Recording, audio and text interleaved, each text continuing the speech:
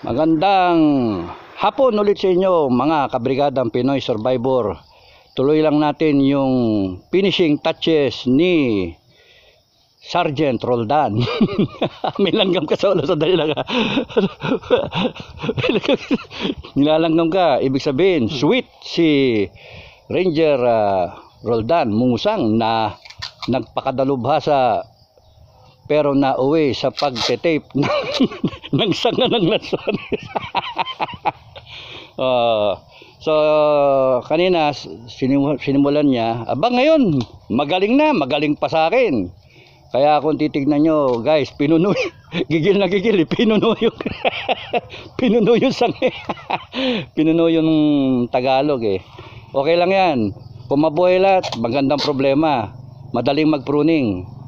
Pwede naman namin i-pruning yan, tapos nun okay, pasangan eventually. Ang kagandahan yan, mas marami, mas masaya.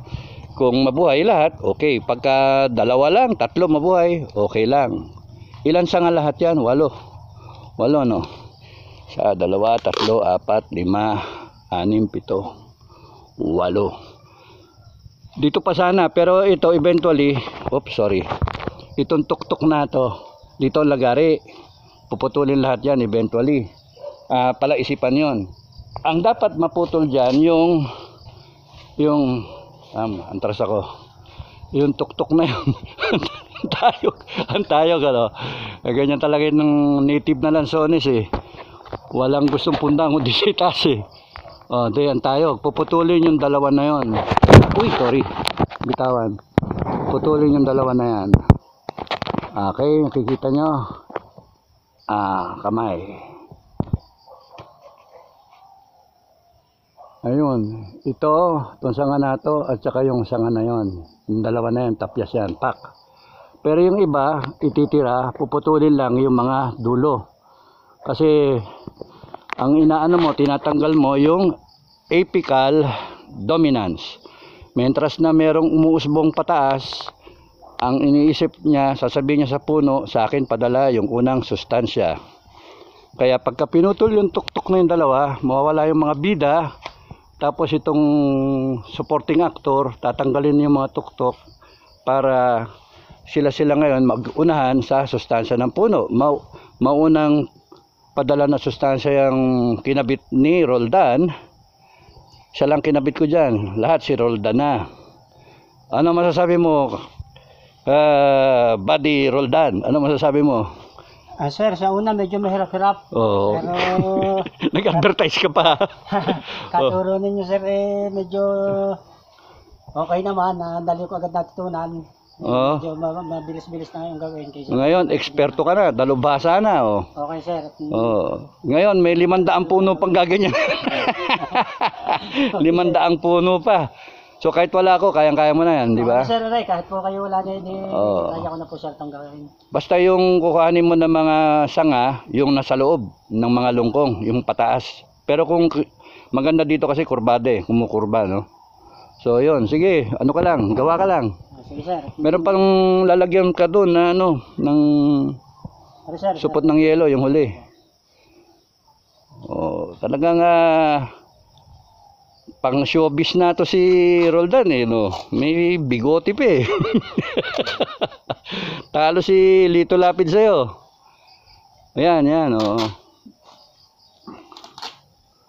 So lalagyan niya ng paniguradong tape para sa ilalim muna, para hindi pasukan ng tubig. Kasi pagka umulan, baka pasukan din ng tubig, magpe-fail, no? Papasok yung tubig doon sa pinagtagaan, mabubulok.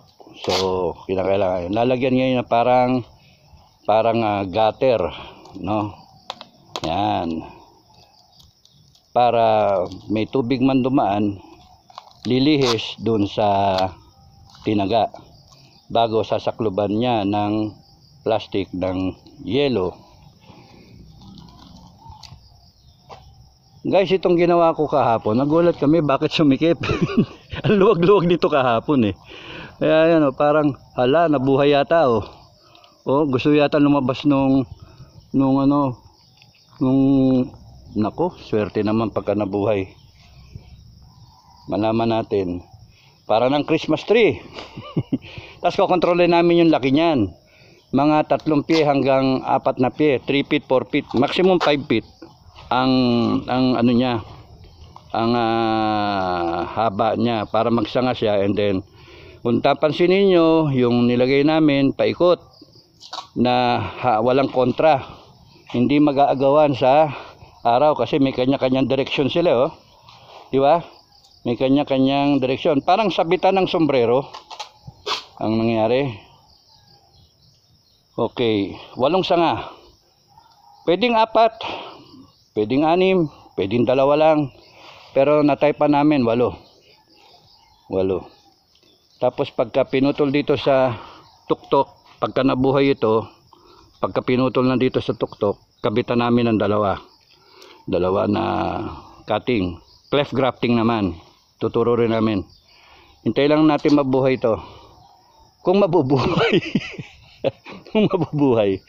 Pero pagka nabuhay, pwede nyo nang kontakin si Carol Dan, aka Sergeant Roldan, di ba? Musang.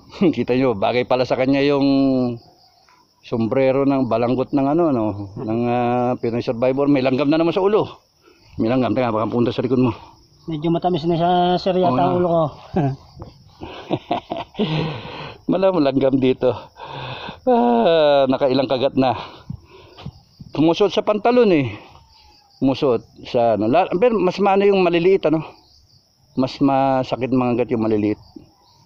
Ito, isang kagat lang, pantal na. Pero yung maliliit, ulit-ulit eh. Madami sir eh. Oo. So, okay ka na? Okay na sir. Talagang, ano pang masasabi mo sa iyong pamilya? Baka panoorin ka ng pamilya mo. So, mga kamustahin mo? Mga... Oo. Hoy! Bakit doon? Dito sa camera. Mga bata, pabayaan dito, mga tayo dito. Gaganda ating buhay sa pagpaplanting ng gatong ko. Hindi mo nga tinatanim, ginagrafting eh. Grafting. Oo. Ang tawag dyan, back grafting o side grafting o lateral grafting.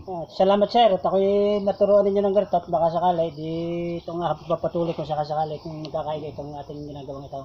Oo nga, kung na-convert natin yan, mga 300 siguro yan, ano, na puno. E di instantly, 300 na puno na, ano. Bakit namin ginagawa ito? Ayaw mamunga nitong Tagalog, ayaw mamunga. Kung meron man, konti. Saan ba yung konting bunga? Meron dito eh. Against the sun. Silipin. Tingnan natin kung kayang enlarge. Ayaw mag-focus. Ayun, kita nyo? Tagalog.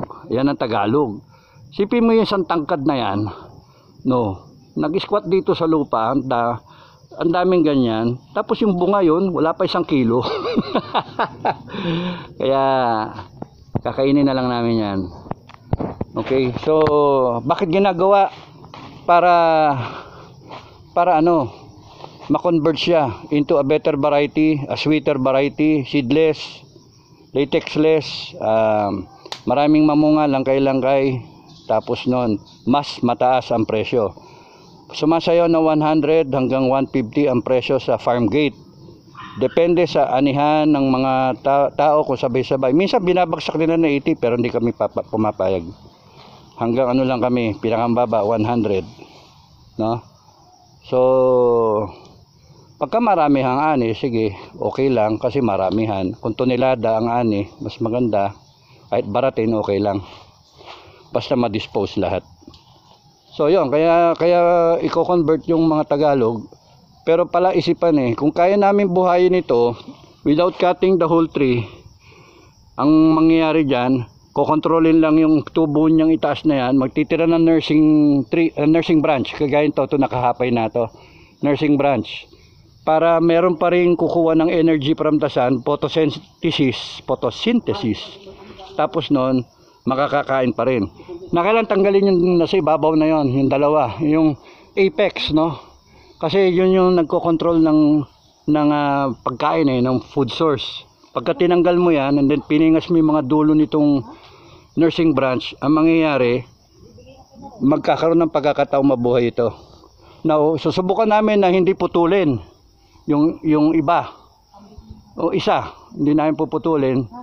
just to show kung ano magiging resulta, kung failure o pwede naman pala. So yun yung ano. Okay, hanggang doon na lang tayo at maraming salamat, may marami pang gagawin kami. So I hope may natutunan kayo. I hope na i-share namin yung ginagawa namin. Final view, Lungkong, Tagalog Lanzones, native Lanzones converted to Lungkong. Hopefully the 8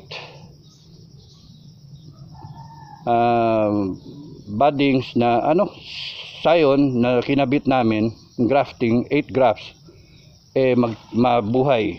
Malalaman natin in 3 weeks time. Okay, so I will vlog about it. Pakikita ko sa inyo kung success o failure. Maraming salamat. Just keep on watching. Thank you guys. Like, share, and subscribe. God bless everyone. Bye-bye. Bye, Roldan!